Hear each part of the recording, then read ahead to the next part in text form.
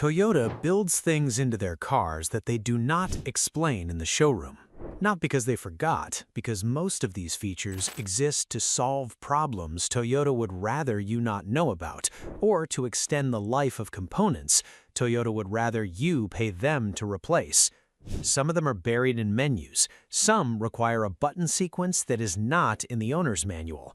Some are just settings that ship in the wrong position from the factory and nobody corrects them. Today, 10 of them. Exact steps where they apply. No filler. Feature 1. The maintenance light reset. Every Toyota owner knows how to do this, or thinks they do.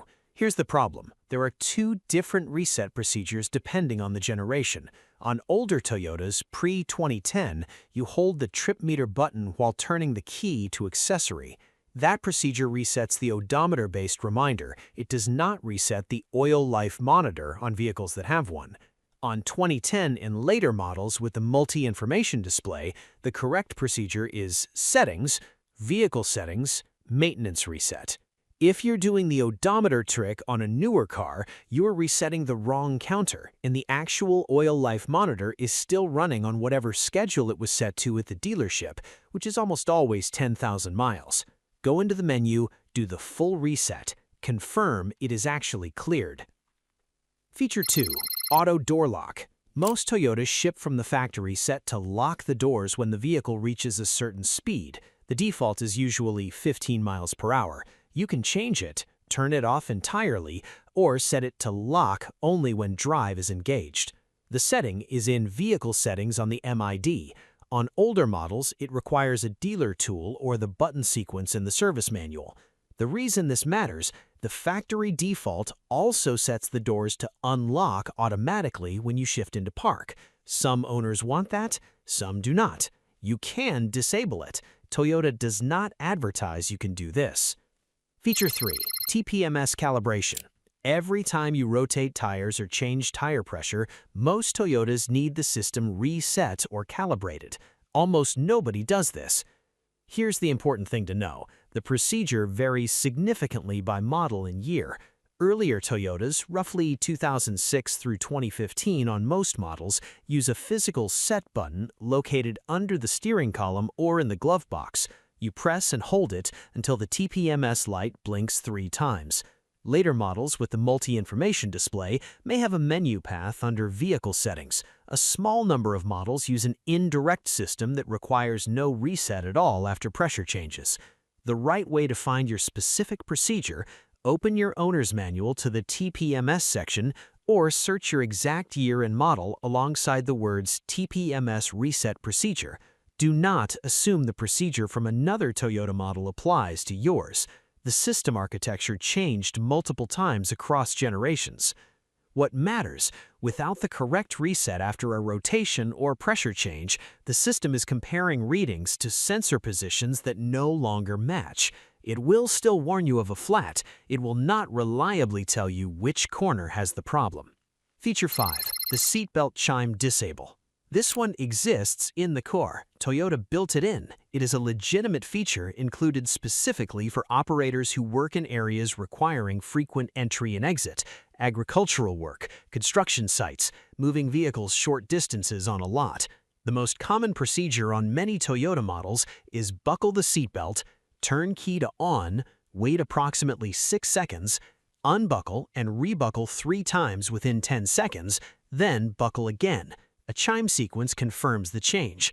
Critical caveat, this procedure varies by year and model and does not work on all Toyotas. Before attempting it, search your specific year and model alongside the words Seatbelt Chime Disabled Procedure to confirm the correct sequence. Using the wrong procedure on your specific model produces no result. Whether you use this feature once you find it is your business. Feature 5. Eco Mode. Most Toyota owners with Eco Mode either leave it on all the time or never turn it on. Neither is optimal.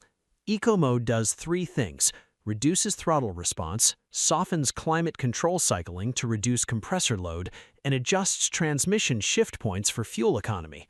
On highway driving, it makes almost no difference.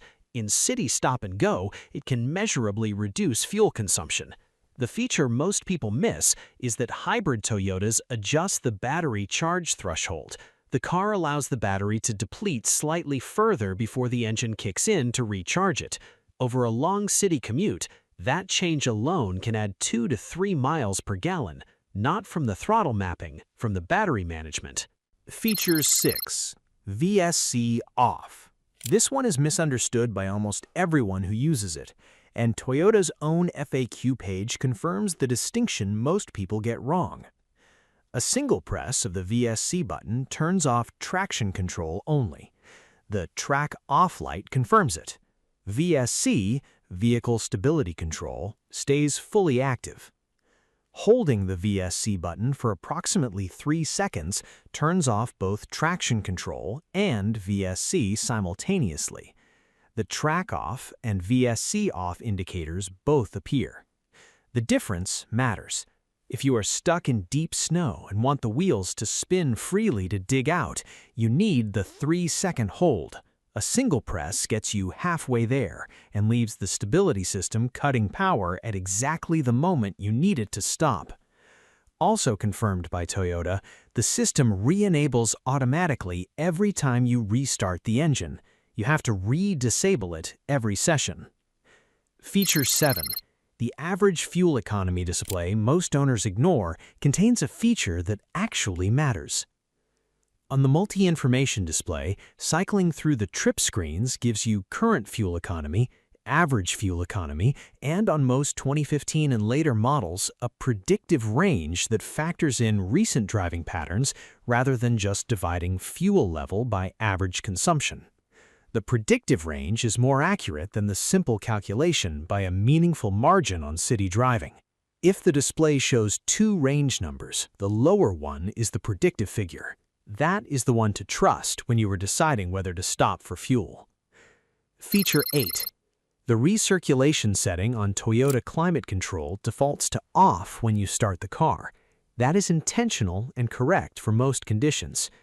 On Toyotas with automatic climate control, pressing the recirculate button twice quickly activates a timed recirculation mode.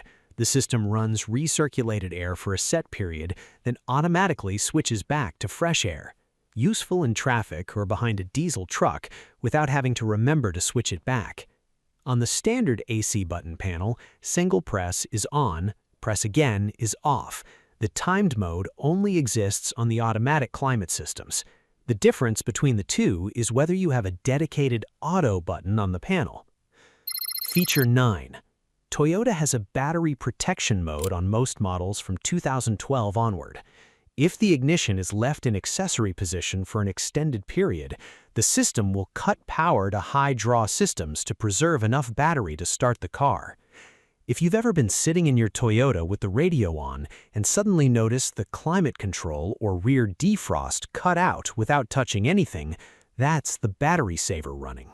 This is not a warning that the battery is about to die. It is the car protecting itself. Feature 10.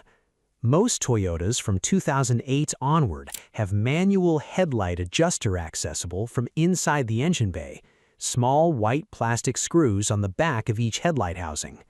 They are almost never touched after the car leaves the factory. They matter when you regularly carry heavy loads in the rear, or have installed aftermarket wheels with different offsets, or the car's had any front-end work done. Misaligned headlights do not trigger a warning. The car drives normally. The lights just point somewhere other than where they should. A basic headlight alignment check in any shop is $20 to $40. Toyota's service manual has the self-service procedure. So does every Haynes guide ever written. 10 features. Most of them are in the owner's manual somewhere. None of them are explained by the dealer.